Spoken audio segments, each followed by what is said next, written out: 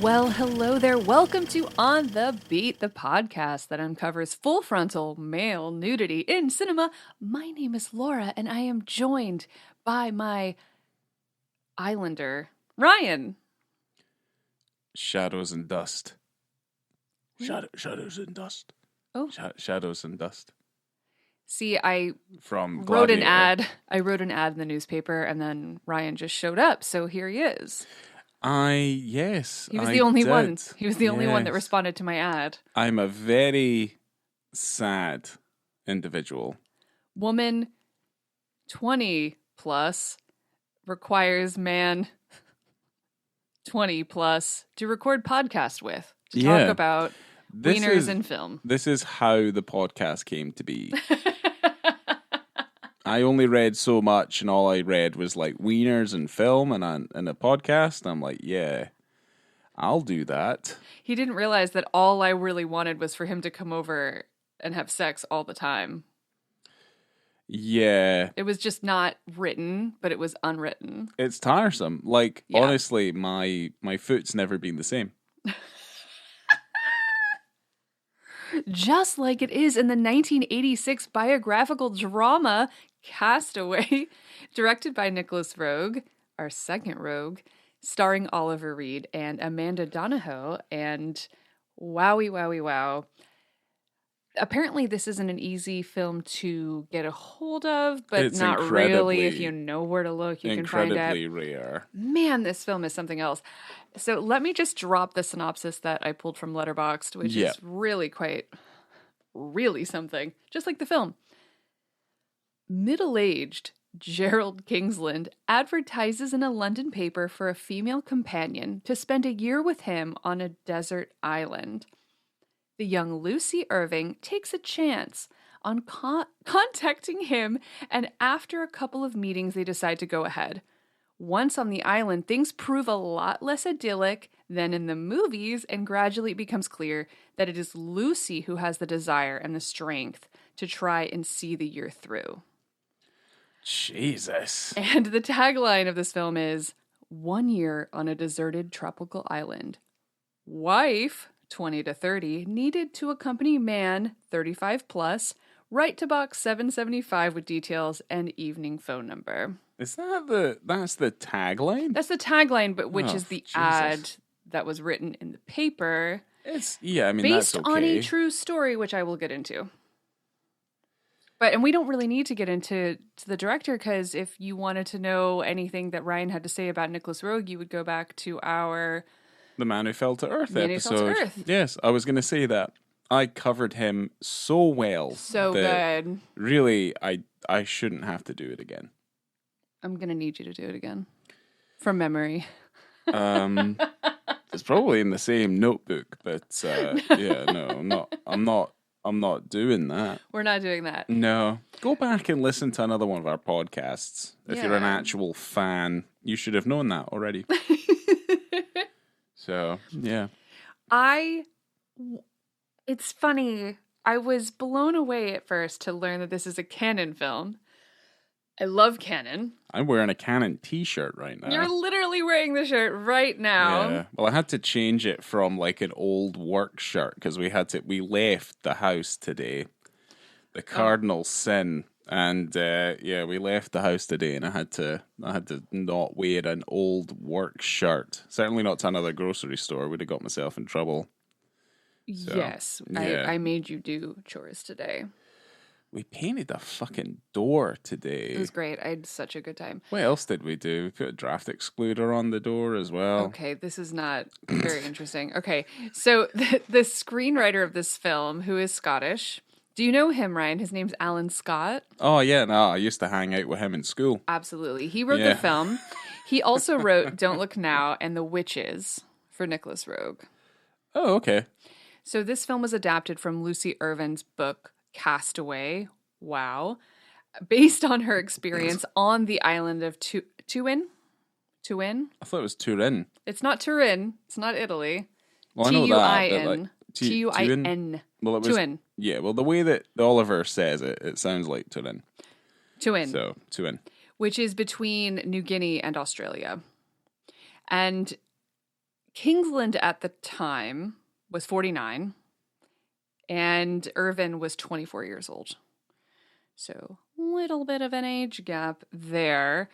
And the film didn't come out very much longer after the book was published. It was quite popular. Nicholas Roeg got a hold of the book and took Lucy Irvine out to lunch and explained that the island was the perfect, quote, vehicle for something he'd been wanting to make a film about for years. Okay. Which is essentially the relationship between an older man and a younger woman.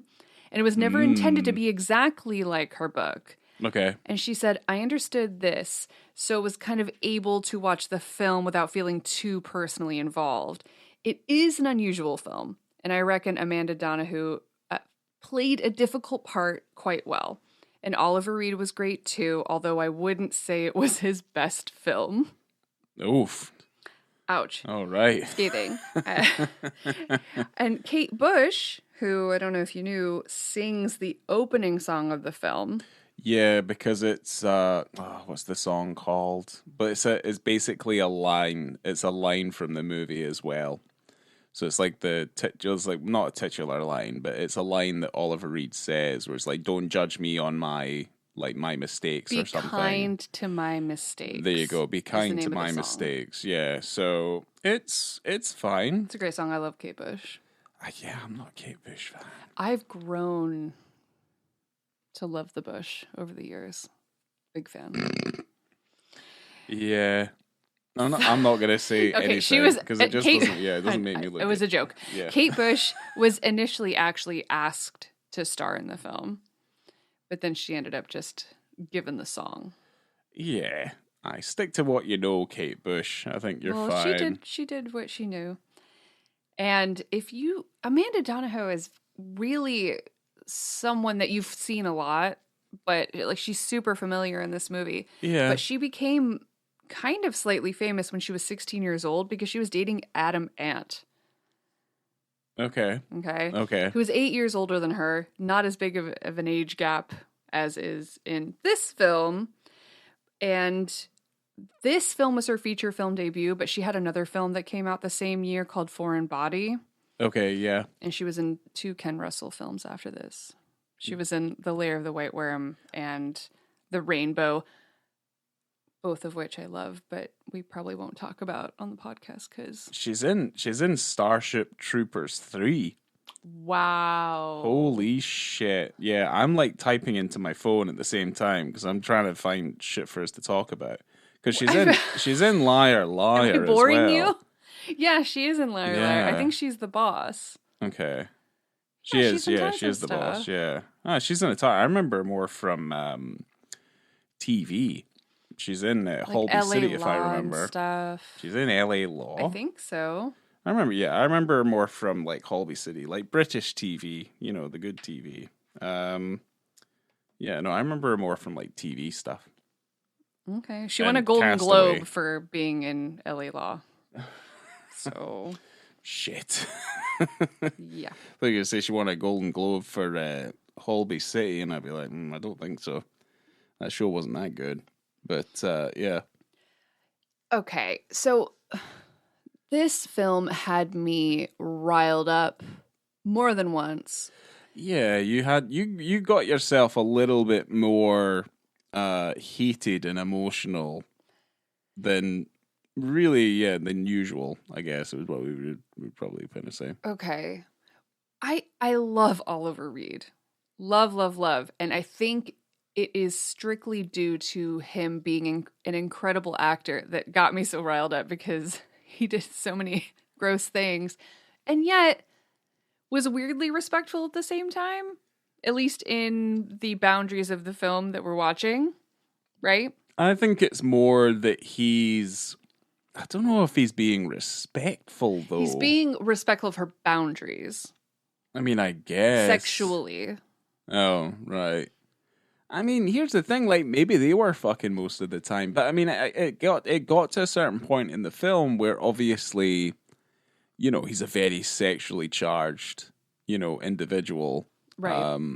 And it just kind of gets to a point when, yeah, I mean, if you're that hungry, I don't know how hungry I would be for for the sex. Especially considering the circumstances. Oof, yeah, So it's rough. I find it odd. So this man writes into a newspaper, he wants a, quote, wife to go on a deserted island with him for a year, right? Yeah. Nothing is talked about with sex. In the film, they both have sex before going to this island and getting married, quote, married. Yeah, I mean, it seems to happen on the first date. Which is fine because if you're, you you got to figure out whether Yeah. it's worth it. But I don't know if that's what she imagined his intentions to be necessarily. Their intentions are so different. He kind of puts it up on Front Street, though, at the very beginning, where he's like, I've not interviewed many people, but I didn't expect the person that I interviewed to give me, feelings in my, my trouser package, is Jesus basically Christ. what he referred to. Which I think is like, it's very brazen of him. Because it can go one of two ways. She can get all sex strong and be like, fuck yeah, and they all start fucking immediately. Or it just kind of puts you off because it's kind of like, well, you're just a pervy old man. Right. So it's a weird, it's a really weird, the thing is like, because truth is always stranger than fiction. Like if it was a piece of fiction and you didn't have any understanding of whether or not this was a true story, you would probably think that's not very believable. Right. Because, yeah, but the fact is that it is, because it happened. This is the way, I mean, I'm guessing, but I'm assuming this is the way it happened. Well, he took a lot of liberties. I have the book in my cart to get delivered because I really want to read it. Okay. Lucy Irvine's book. But, he did take a lot of liberties, Nicholas Roeg, but yeah, I'm sure that it ended up in a similar type of way. I do think the first 20 minutes of the film, like that first part just before they get to the island, is running at breakneck speed. It absolutely is, because And I want to know. It cannot slow down. It's like, we need to get to the island immediately, otherwise this film is 3.5 hours long. I just want to know his reasoning because I feel like it's really vague. You see things on the TV where, in the background where you're supposed to understand, yes, the world is crazy. Horrible things are happening. We have to get out and just live off the land and just be human beings again, right? Which, yeah, of course, that sounds great, especially with the nonsense that we're all dealing with today. Like, yeah, let's just go live on a deserted island and just forget the world's troubles, right? But I feel like he doesn't say that enough. And she doesn't really explain too much why she wants to go. It's just like, oh, I'm young. Let's just go on an adventure, right? And he's more like, I want to go to an island and take my clothes off and drink a carton of Bacardi rum and have sex with a 20-year-old. Yeah. So I think, like, from my understanding of the, from the film, from just watching it, and I've seen the film before, but I saw it years and years and years ago on TV. He is a consummate, fantasist, because he has an interest in magic, illusion, sleight of hand. I do think that he is very much deluding himself as to the grandeur of his true self and what he's able to do and what he's able to perform in life. I do think he has a very much misplaced sense of how he is and who he is as a person. I think that's very well said. And I think it's kind of like he's gotten this notion into his mind. Because, that's the thing, you could look at this period as, of this man. Because, we get to see some of his home life. And, he's there and there's a couple of kids. The wife is nowhere to be seen. I'm assuming she's just no longer in the picture anymore. Or the mother's no longer in the picture anymore. But, you're putting a juxtaposition, because this is Nicholas Roeg, so it's a juxtaposition of life within the city, and it's centered in London, to then what that life then becomes when they go to the island Right. in the Seychelles. And you're kind of just like, it happens so quickly that I think it's a very smart ploy from the filmmakers to basically take away any chance for them to really think about this situation logically because of how quickly things do happen. But that's an overarching idea. But I think with the case of like Oliver Reed's character Jerry, is that he is effectively deluding himself, and he is in denial, and he has a greater sense of himself than I think he does. He just doesn't think this through well enough. And this is kind of like a moment in his life where he's like, well, if I don't do that, like this is crazy, and I'm gonna do this because I'm crazy. And it just kind of comes across where, he sends himself up to the brink of madness, trying to make sure that this becomes a reality. It's incredibly endearing, the whole idea of it, because I don't know, at least when I was watching it, I go, that's very cool. I am completely uninterested in doing that sort of thing because I enjoy my creature comforts. But just the fact that these two people were able to go out there and survive. I think it's a throwaway thing. I think people in Western society, they come to a moment where they're just like, I need to run away. I need to do something wild because, the hustle and bustle, like the way that we've been brought up. And this is different in different cultures, obviously. But I feel like within the Western world, there's such a regimen that people start to clash against it eventually. And this is kind of what I feel. But it's very throwaway. Like, people say that all the time where they're just like, well, I'm going to go do something wild. I'm going to go live in a desert island. It's like, I'm going to take my gap year. All this shit. But the fact that they actually did it, but knowing that if they didn't get help from the outside, they would have died. Yes. For sure. It's especially hard. Gerald. Yeah, it's hard. Particularly Gerald. I think that she might have been okay, potentially. She might have survived. I don't know if she would have been okay. She seemed to fare better. I mean, we're watching the film knowing, we live in Florida. Like, we watch the film knowing that, like, you would keep yourself covered up the majority of the time. Like, you're not on holiday. Like, you're on... Yeah, because there's no level of, like... There's no control on this island. It's an unpopulated space. It's also quite a small island. And they don't own the island. So I'm like wondering about, obviously, the legalities and things like that. Whereas, like, it's like, we're given permission to be on this island for a year. So they're kind of like... they've signed off on a lease to stay on this island for this year. And it's kind of like... Well, that was the other thing, is that was one of the hiccups before they got to the island. Yeah. Is the fact that the Australian government wanted them to be married in order to let them stay on the island, which she obviously was quite annoyed at because that wasn't the goal. Like, that wasn't anything that she had in mind. She didn't want to marry this man. She didn't want to be with this man. Well, she just wanted to go on an adventure. Well, wife was in speech marks in the advert, so it's false advertising. Yeah, false advertising. But yeah, it's such a thing. It's an incredibly brave thing to do. I mean, it's idiotic, and a lot of misled bravery just ends up being classed as idiocy. But it's kind of just like, what they're doing is incredibly brave, and I do think that she is prepared far more. I mean, I was doing my review, actively doing the review, and putting my rating in for the film as we were actively recording. But I mean, one of the posters is just of her, like, her backside, and you can see her bum and stuff in like a G-string, and then the holster over her shoulder with the knife in it and stuff.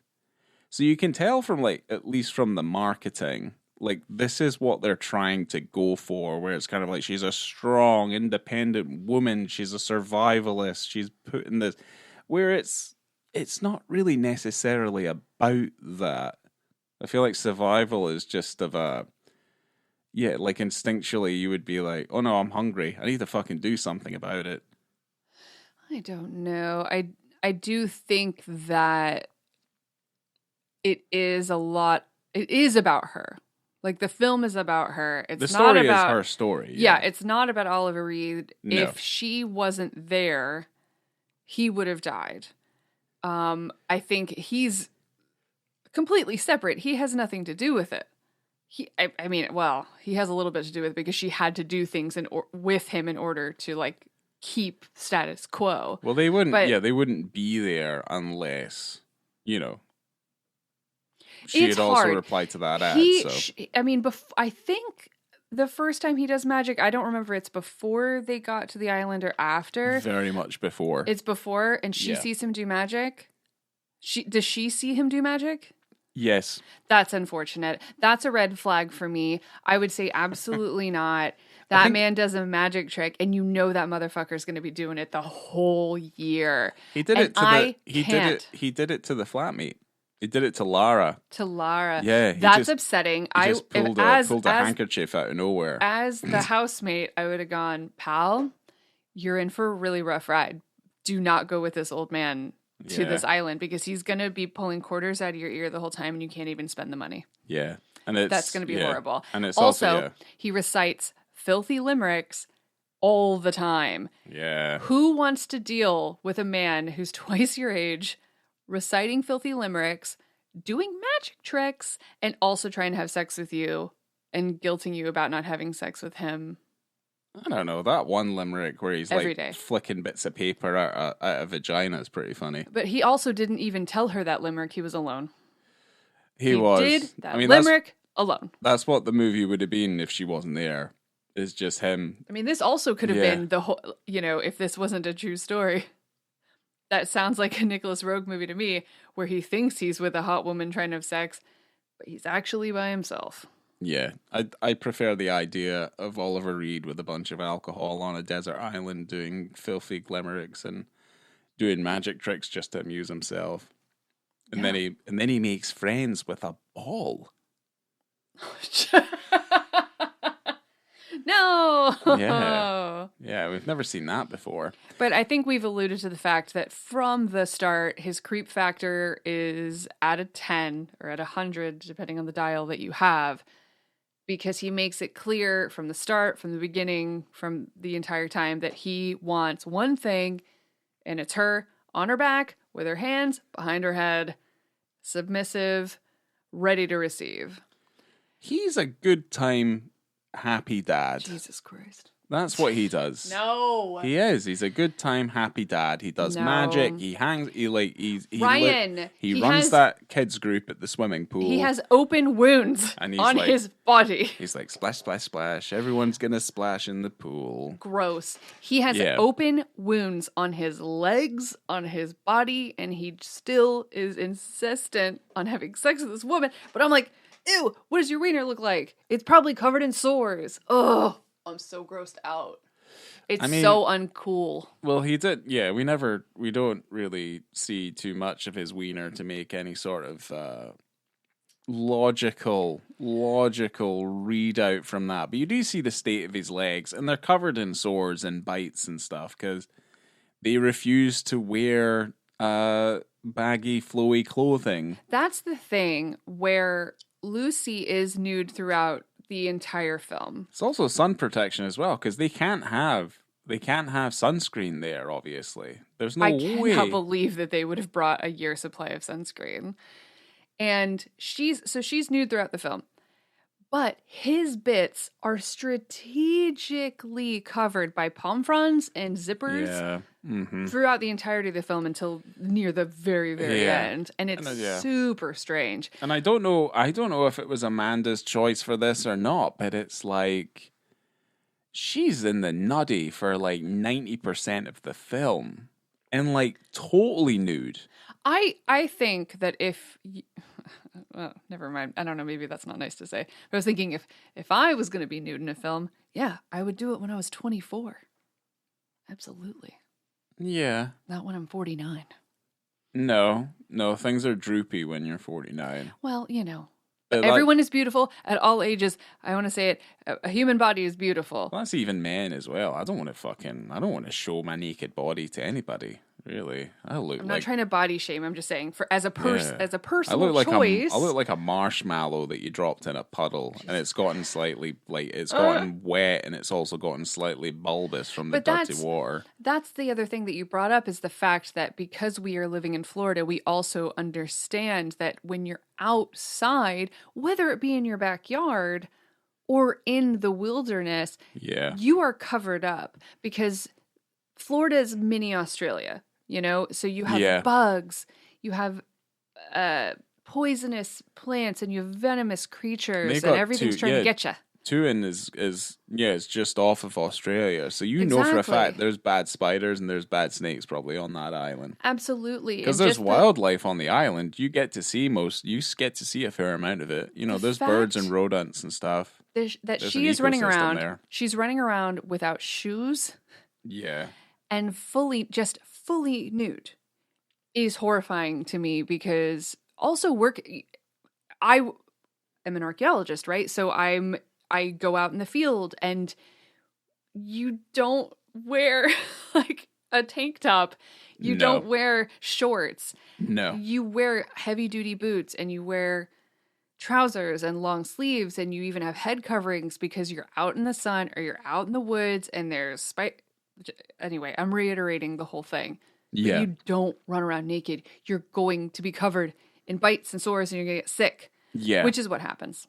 To be fair, it is what happens. Mm-hmm. They're all covered in sores and bites and open wounds. Yeah. And they're starving. Little less sunburned than you would have expected. Yeah, it was kind of weird that they weren't that sunburned, but then maybe they were just being sensible and they were getting into the shade when it was at the hottest parts of the day, but I'm not too sure. But the thing is like, I don't know, maybe Gerald thought like he had the magic touch. He could just wave his sores away with his hand and it would be fine. He was always touching it and then also trying to have sex with her at the same time and touching his wounds. It was pretty so funny gross. Where she's having like a sexy dream. And he's just like slowly putting his finger into one of the open wounds on his foot. And she's just like, oh my God. And he's just sticking his finger into his wound. Disgusting. And she's like, are you okay? And I'd be like, I don't think, like, if he's up and awake, it's just like, oh, they're keeping you awake. He's like, yes, they're incredibly painful. Of course they look fucking painful. They look fucking horrific. And he's all waterlogged as well. His feet are all swollen up. Let's get down to business. It looks like Jerry. a literal nightmare. It looks like a literal fucking nightmare. And one thing that we both agreed on was how cool it was, how they showed the body dysmorphia in this film. It's the most interesting part of the film, and it's the most Nicholas Roeg part of the film. I loved it because you have the actors, right? And you go, oh, it's one of those things if you made it nowadays, right? That the actors, like if you had Christian Bale playing Jerry, right? He would get emaciated. He'd be huge and then he'd get emaciated, right? Yes, he but would. They don't do that where you have the actors and they are as they are.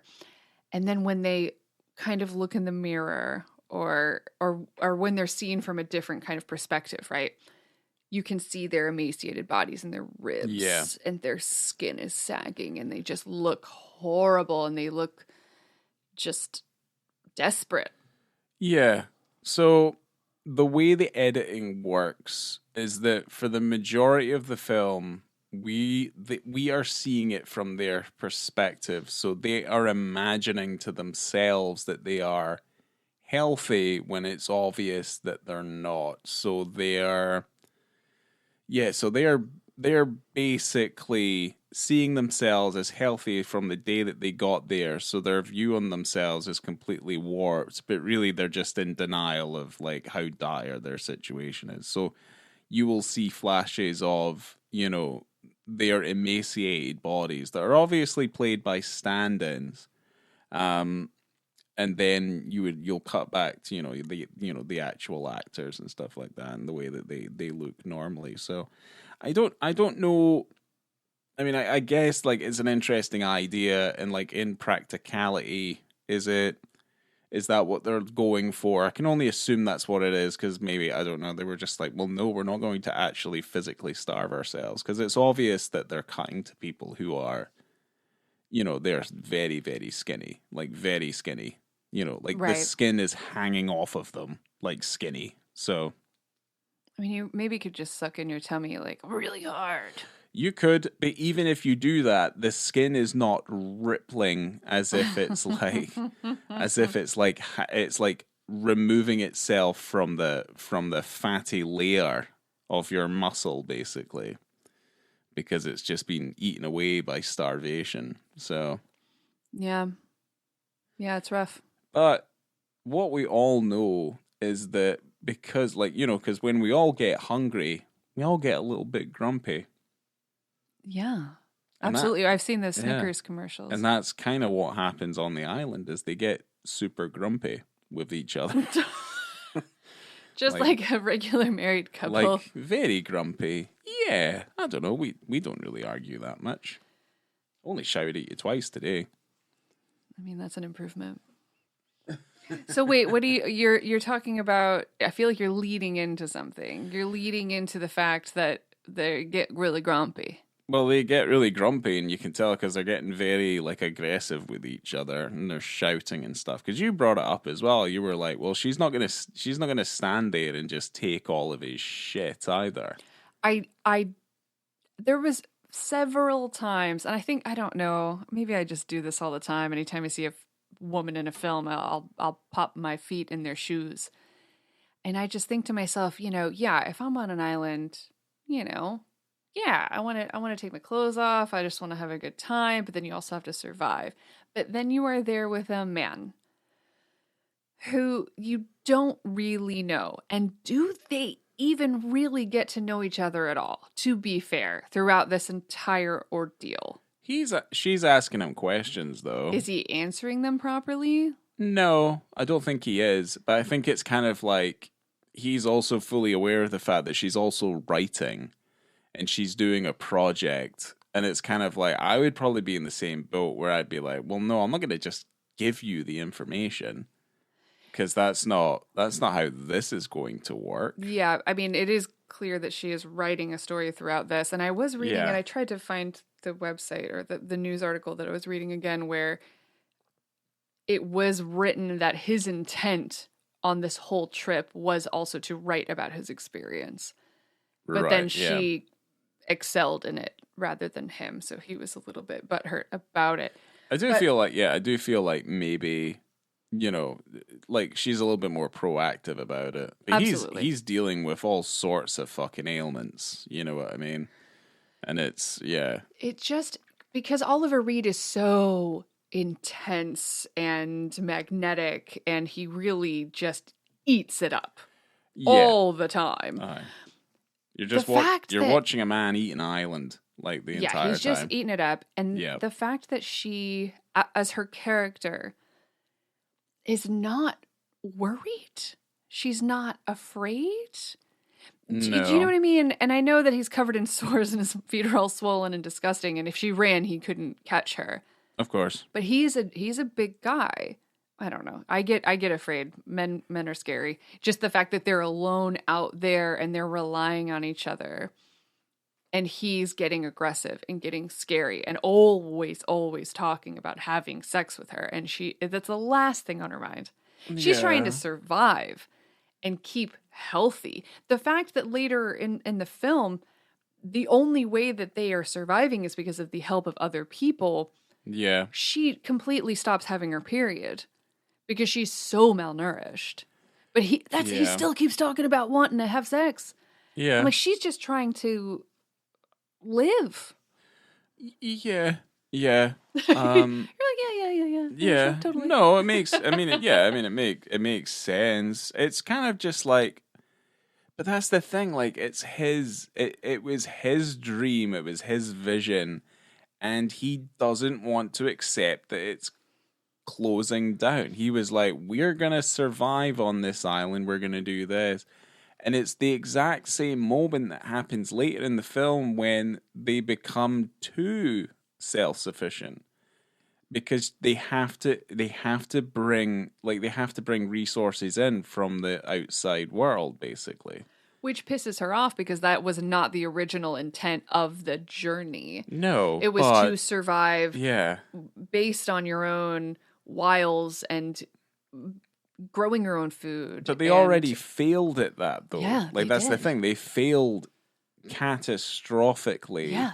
And it's just kind of like, you know, having this repeat argument about the same thing is just like, you know, you're damned if you do, you're damned if you don't. Like, that's kind of just how that is. And it's kind of like, you know, you kind of feel like how deliberate this entire experience was, because if you were to go there, because it's like, it feels even from the first day, there is an element of help there. And they're putting themselves into a very dangerous situation, and then they just kind of have to be helped again. I mean, at that point, I'd be like, the project's over. Absolutely. Like, we know this isn't going to work. Yeah. Because, I mean, Christ, the minute a missionary, a fucking nun, like, she comes to the island, the minute I'm saved by a person of God, I'm like, all right, I'm done. Like, that's it. This was a complete and utter waste of my time. I was like, thank you for tending to my wounds. I'm ready to go home now. I mean, it was kind of funny when the nun was like, aren't you worried about her getting pregnant out here on this island? He's like, whoa. Well. You know, because he hadn't slept with her. Yeah. Because she won't let him. And also, her whole entire reproductive system is slowly rotting away from malnutrition. So absolutely, it's incredibly unlikely that that's what's going to happen. She's like, you don't need to worry about it. Do anything you want. No. She can't do anything. But here's the thing is, like, you know, they give them a boat, like, he gets a job, he's, like, going out for work, he's, like, fixing stuff, and she's kind of left being the you know, the woman on the island tending to, like, the house, technically. I think she liked it. She liked it, though. Well, it's kind of like, again, it's like, well, what are you wanting? Like, you don't like it the way it is. You didn't like it the way it was. You know, it's like the further insertion of any level of, like, societal values, like the little things that we take for granted, like a roof over your head and, you know, like a job and, like, things that kind of, like, the thing, all they did was they relocated to somewhere else to have the exact same thing. Yeah. And yeah, it's like, for her she gets angry about it. And I think it's just, it wasn't the adventure that it was. It's like, yeah, it's like putting yourself into that scenario. I just think it's he brings her a frozen ham or something, right? Yeah, he does. And she gets annoyed because, like, we're not surviving anymore. Yeah, like, she didn't kill the pig herself. Exactly. Yeah, I'm thinking, honey, you haven't been doing that for a while. You literally have cans of beer. Yeah. You have cans of vegetables. Yep. You have your radio. You have fans. You have a generator with a light bulb. Yeah. You're not doing it anymore. It's over. No. Well, it's because they couldn't do it the other way before either. No, because they weren't prepared, because they were dumb. Yeah. You can't do that. You just go out there with bottles of Bacardi and think that you're going to grow. What did they think? They were just going to grow vegetables? In the sand. And, I mean, you can grow stuff in the sand, but, like, oh my God. The fact that they thought that they were going to have food, like, right away. Like, oh, we're going to plant this. Like, that takes so long. Yeah. It takes so long. He's never grown anything in his life. No. He can fish, though. They could definitely fish. He was able to fish.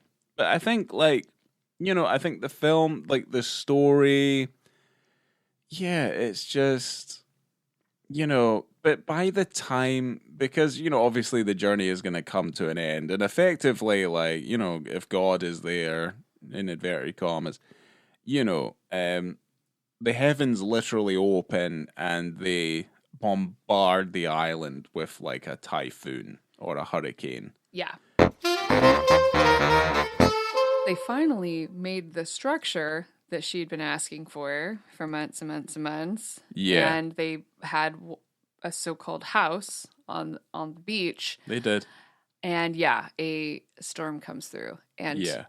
So, yeah, I think we're coming up to it. And this is about an hour, 42 minutes, and about 50 seconds-ish, depends on... Pretty much 10 minutes before, 10 minutes right before the end of the movie. film. Yeah.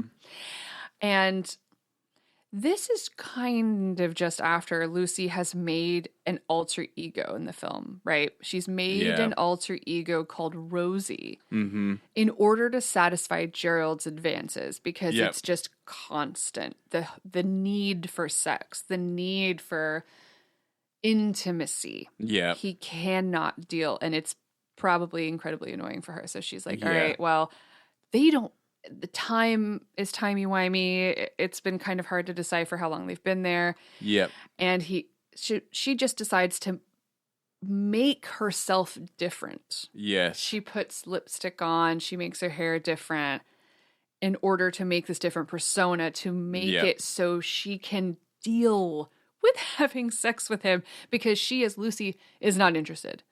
But maybe Rosie is interested in having sex with him. Well, she's playing out the sexual fantasy that he had as a child. Okay. Sure. About the going under the table and seeing the knickers and the stockings and stuff.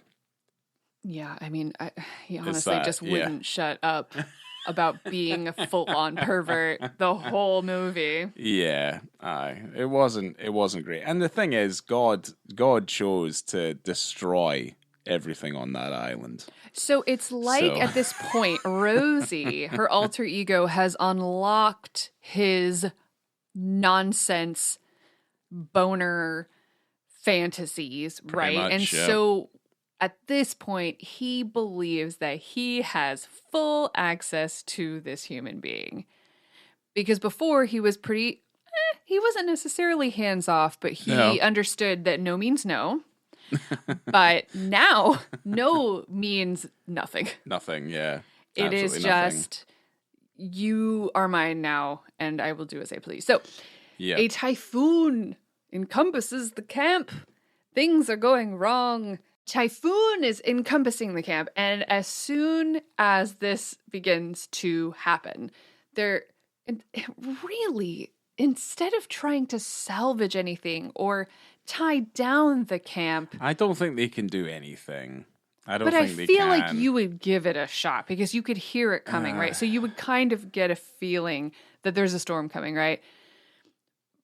But he's like trying to turn on the generator, to what effect, unsure. But they are both naked. She's usually naked anyway, so it's fine. Yeah, but he's naked, which is he's kind of fully odd. naked, which he hasn't been. But I think Rosie unlocked the creepy boner that he always wanted to be. So he's like, I'll be naked now. Yeah. But, I mean, he was naked earlier in the film, but again, like I had said, palm fronds and tent zippers were covering his bits. Yeah. Dumb. Yeah. Super dumb. Especially in retrospect, super dumb. Yeah. So he's fully naked, out in the storm, screaming. Screaming at the storm. Yeah. And then he essentially just runs inside and grabs her. Well, they start having sex because they think they're going to die. Well, you know, it's obvious that and that's then the not house going collapses. to happen. But what do you mean that's not going? They're not going to die. Why would they die then? They could have. What, during the fucking typhoon? What are you even talking about? Nah. Yeah, what are you talking about? That's obvious. I mean, you're saying they had sex because it might be the end. No. Yeah. He forced himself upon her whilst she was saying no. No.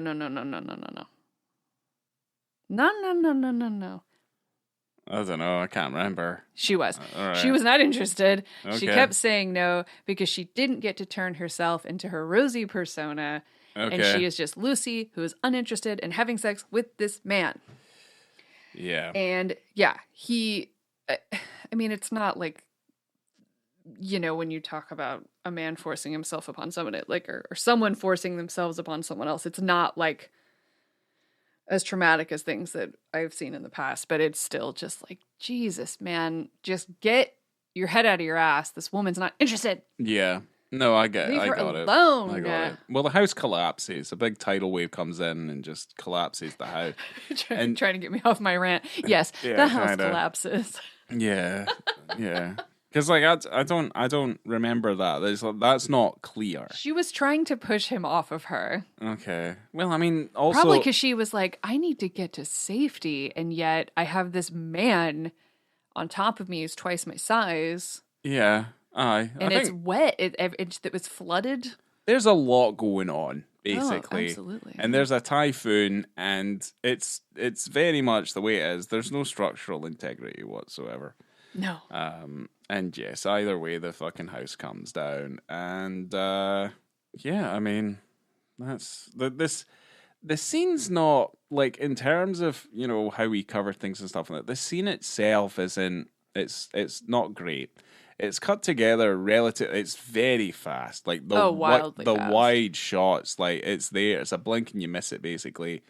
Because it could have quite easily have been like a standout shot, but it just isn't there long enough. And it just gets super cutty for whatever reason. And it's at night as well. And it's also at night, so it's very dark, and there's rain coming down, so that's obviously obscuring a few things. But you're kind of like, what is this moment meant to signify? Like, what kind of move is this making now that this man is naked, even though we've been watching Lucy the entire time be completely naked this entire time? Like, what is this moment signifying for this male character? I personally think that because this happened right after her unlocking this persona, Okay, that he's also kind of tapping into that as well. So he goes, okay, she's giving me what I've always wanted, and now I'm free to also just be a naked island man as well. I genuinely can't think of anything other than that, because he never ever walked around technically fully naked before. He was naked, but it was like when they were in bed. Yeah. Or you know, sleeping or laying down or relaxing or whatever. But there are dozens of shots of her swimming naked in the sea and just running around, and that doesn't happen for him.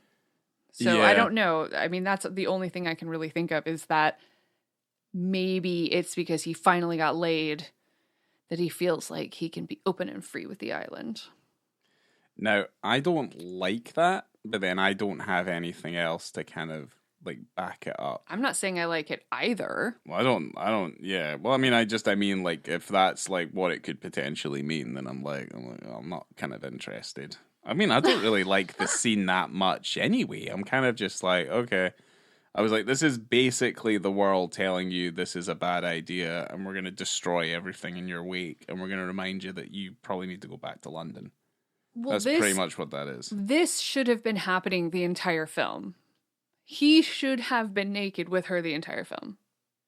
I mean, there probably would have been more typhoons and hurricanes as well, to be honest.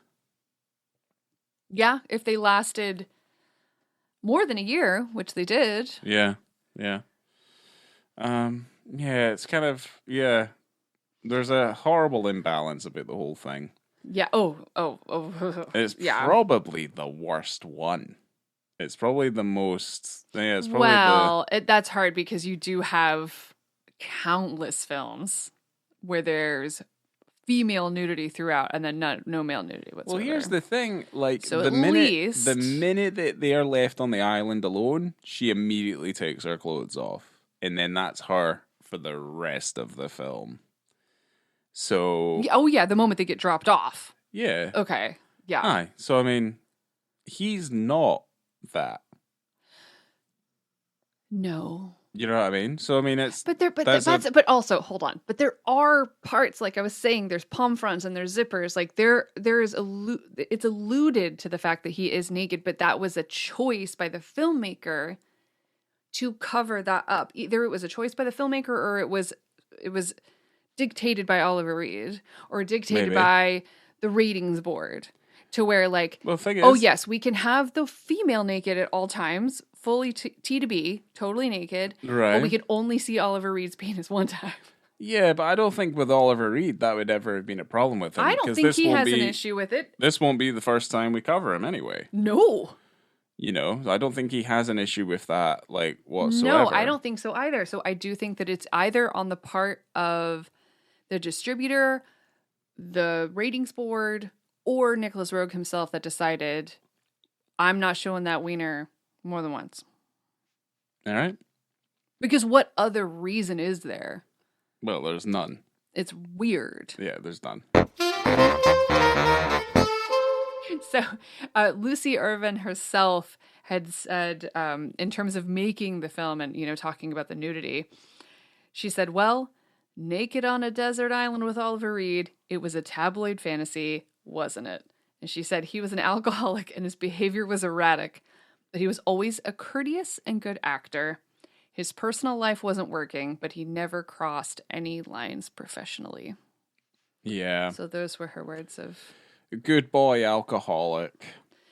Oliver Reed. But that's the thing, we never knew Oliver Reed as anything other than, like, what he was as a person. So, I mean, that was it. Like, that was Oliver Reed. There were quite a few people who said that even though this wasn't maybe his best film, that this was the most like him that there was. Right. As a character. Well, what film do they cite as being his best film, though? He's been in so many good films, but he's always incredible in those films. Yeah. It's like Nicolas Cage. Yeah, I guess so. Where Nicolas Cage is always really good, but maybe his films aren't. That's true. Yeah, that is true. Thank you. But yeah, I don't know. I think Oliver Reed really kind of pulls it out of fucking nothing. Basically, I think he's actually very interesting in this film. But no, he's great. They're both really good. Yeah, they are. But the thing is, yeah, I mean, if they were terrible, then the film's just nothing. Effectively, it's just not that interesting if they're not interesting. So. Oh man, sorry, I was just looking up what the internet thought his best films were. And what are they? Well, the top one, and I don't know if this is in order or anything, but would you like to guess what you think maybe one of his top films might be? What's that movie with the when he buys the house? And he's the father in the pool. No? No. Isn't that Burnt Offerings? That's definitely not one of the top films. Oh, okay. No. Easy. It just had a sequel come out last year. Oh, Gladiator. Okay. Oh, another really? one. Do you think that's one of his best films? I mean, he really puts a mark on a performance that he basically died in the middle of doing. Right. So. The Devils. Yes. Women in Love. Obviously. A film that you haven't seen yet that you bought me for Christmas. Venom. Absolutely. Okay. With Klaus Kinski. Got you. Anyway, those are just a few. Okay. Well, yeah. No, he's done very well. So many. Yeah. He's great. Done well. I'm surprised he wasn't in the sequel of Gladiator.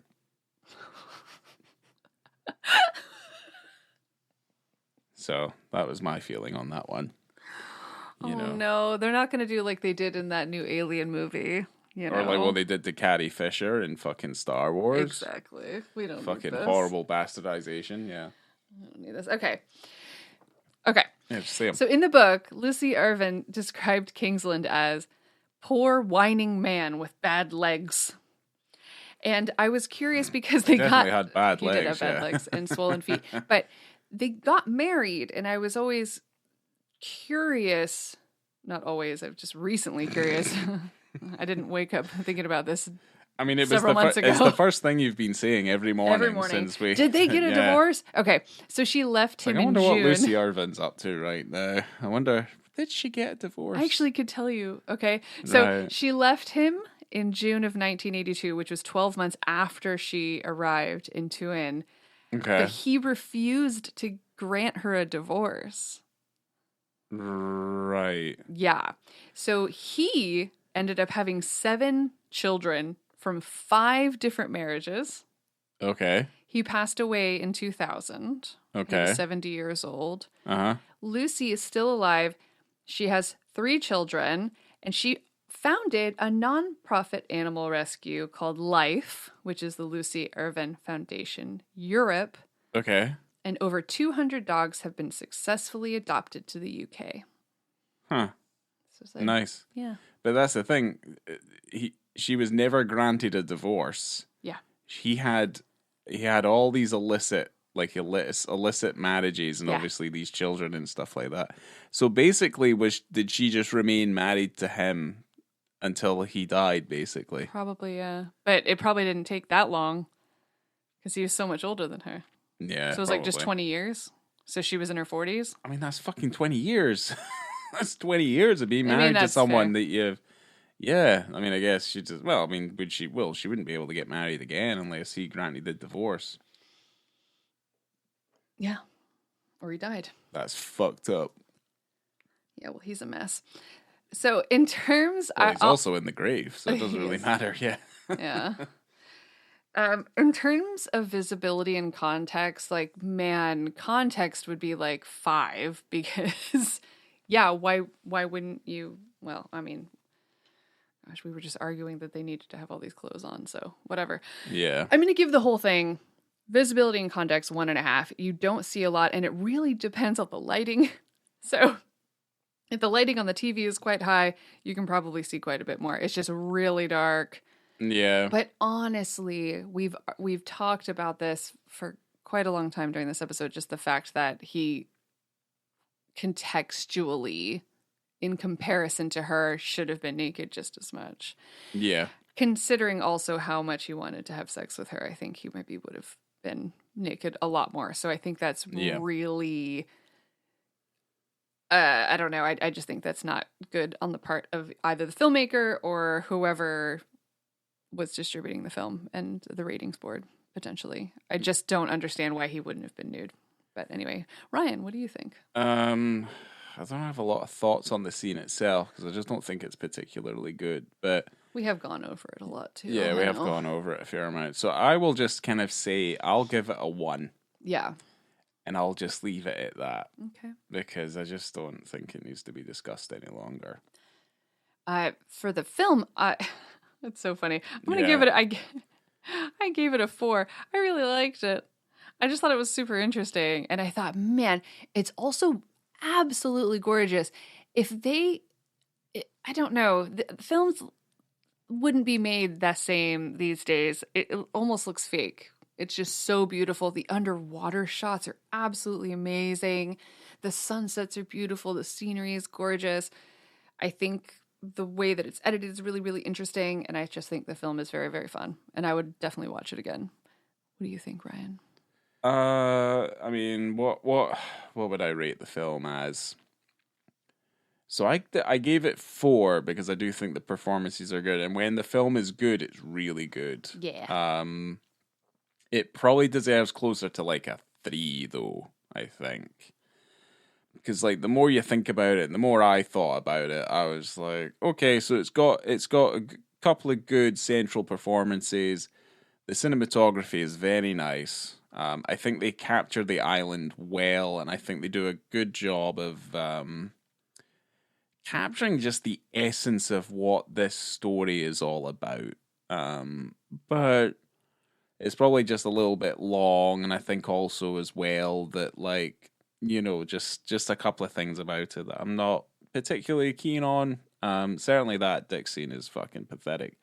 But I say, like, just on the performances alone, yeah, let's just settle at 3.5. Like, there we go. Okay. 3.5. Well. I think that this is something that people should watch, and I think it's a lot of fun. Yeah, I mean, if you can get hold of it, because the way we saw it was that you got what you thought was a real copy of a film on eBay. True. And it's just a a burned DVD. It is a with burned DVD with the file on it. They must have just torrented. a photocopied cover Yep. that someone made up. A nice blurry photocopy as the DVD cover. At least they sealed it, though. $20. $20. Yeah. Yeah, so you could find this in other ways. If you're not sure, just message us. Well, here's the thing. I don't think you will. It's actually incredibly rare. It's not that rare. It's really not. I couldn't find it. I couldn't find a I found copy of it, a legitimate copy. Oh, to like buy physically? Yeah. No, you can watch it other ways digitally. Oh, okay. Yeah, Well, it's not that bad. that's fine. It's definitely on Daily Motion. That's the whole film's on there, but it was an hour and. Well, no, it can't be on Daily Motion. Must be like an edited copy. I did see that as well, So it was only and an hour and it's 20 missing. minutes. It's missing like 20 minutes of the film at least. Yeah, Oh, I did boy. see that as well. Yeah, It's probably a TV edited thing. easily. But, yeah, if you guys need to know, just send us a message, and also make sure to follow us on social media on Instagram and where else are we? I don't even know. We have a website on thebeat.com. We're everywhere, and on Letterboxd, which you can find from our Instagram. We're everywhere. We're like crabs. We get in there. We could be. We nestle in your junk side and just we're there. Scratchy, itchy. Coming to you from To Win. Be kind to my mistakes. I have been Laura. Yeah, shadows and dust, guys. Shadows and dust. We'll see you next time.